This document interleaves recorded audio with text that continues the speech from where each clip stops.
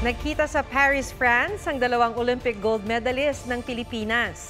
Nag-selfie sina two-time Olympic gold medalist Carlo Yulo at 2020 Tokyo Olympic gold medalist Heidelin Diaz sa tapat ng Eiffel Tower. Inalala rin ni Carlos ang pagkikita nila ni Heidelin sa Tokyo Olympics. Medyo naluha naman si Heidelin habang sinasabing proud siya kay Carlos. Pinakita niya sa akin yung gold medal niya po. And sabi ko sa sarili ko, ako din next time. Maiyak-iyak ako nung sinabi ko yung grabe yung naging motivation mula kay Ate Heidelin. Palagi ko yun iniisip na ako rin, kaya ko rin next time. I'm so proud of you na na-overcome mo yun. Lahat ng challenges. Kaya mo. And congratulations. I'm so proud of you. Thank you so much, Ate.